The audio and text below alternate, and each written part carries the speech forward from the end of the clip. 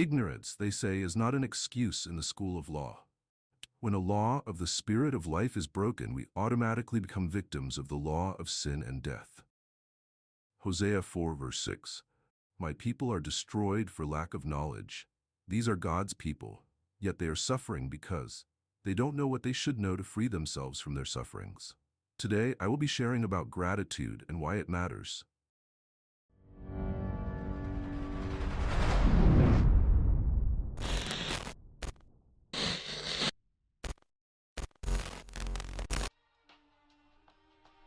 Gratitude is a spontaneous feeling, but studies demonstrates its value as a practice, that is, making conscious efforts to count one's blessings. Studies also shows that people can deliberately cultivate the art of gratitude because there are important social and personal benefits to doing so. It is possible to feel grateful for loved ones, colleagues, animals, nature, and life in general. That emotion generates a climate of positivity that both reaches inward and extends outward. I sincerely believe that many Christians today are grounded in life, not because the enemy is too powerful, but because they are or have taken God for granted. Even in the natural, when you've shown someone a favor and that person does not know how to respond in appreciation, you are constrained from showing him or her further favor. The word, thank you, is what qualifies you for the next act of favor. Many people have had better times in the past, but those times have become gloomy days now because they did not acknowledge the source of the good times, so the forces behind the good days withdraws its favor.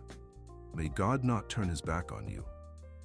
The only one thing God cannot do for himself is to thank himself. That is, God can neither praise himself, nor can he say to himself, thank me. That is why he will always be around those who can always appreciate him, no matter the challenge, condition, or the situation they find themselves. In Luke 17, we read the story of how 10 lepers meet with Jesus crying desperately for healing. Jesus looked at them and instructed them to go and show themselves to the priests. And verse 14 tells us that as they were going, they were cleansed. And verse 15 says, one of them, when he saw that he had been healed, turned back and with a loud voice glorifies God. And Jesus asked a very poignant and revealing question in verse 17. Were there not 10 cleansed? Where are the 9? Every time God acts, he is waiting for those who will return with appreciation. Thanksgiving is giving God the glory due to him. Now, why gratitude does matters. 1.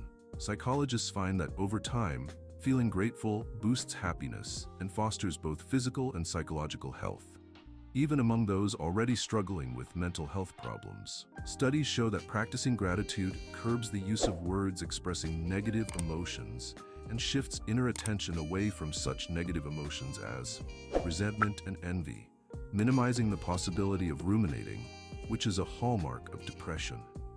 People who are grateful feel less pain, less stress, suffer insomnia less, have stronger immune systems, experience healthier relationships, and do better academically and professionally.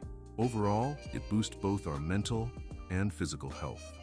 Grateful people are indeed less likely to have mental health problems like depression. A gratitude intervention reduces negative effect and increasing mental resilience, especially in older adults. Now, apart from the psychological health benefits of gratitude, why must we be grateful to God? 2. To preserve our blessings, Malachi 2:1-3. And now this commandment is for you, O priests.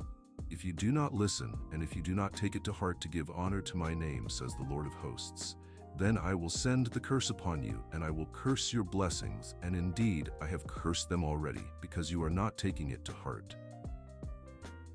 Behold, I am going to rebuke your offspring, and I will spread refuse on your faces, the refuse of your feasts, and you will be taken away with it. Lack of appreciation keeps God away from you and your affairs, and attracts the enemy. It will attract curses rather than preserving your blessing. Appreciation is a virtue that must be cultivated in order to experience the preservation of our blessings. Jeremiah 13 verse 16 says, Give glory to the Lord your God, before he brings darkness and before your feet stumble. On the dusky mountains, and while you are hoping for light, he makes it into deep darkness and turns it into gloom. That means, if you do not want your blessings to become a bygone experience, and if you want your blessings to be preserved, then gratitude is the key word. Why must we be grateful to God? To perfect our blessings. If we examine the experience of the 10 lepers in Luke 17, they all came to Jesus in desperation, crying for healing, and were all cleansed, but only the one that came to give thanks was made whole. Let me explain what happened here. All of the 10 lepers were healed, in the sense that they were rescued from their disease, but not in the sense of their damaged body being restored. That is, the leprous disease eating up their flesh ceased, but the Samaritan that came back with appreciation was made whole, meaning his damaged body parts were restored back to normal, as if nothing had ever happened to him. The other 9, I believe, were waiting for their miracle to be completed before they will come back and give thanks. The truth is, God will never complete what you do not appreciate.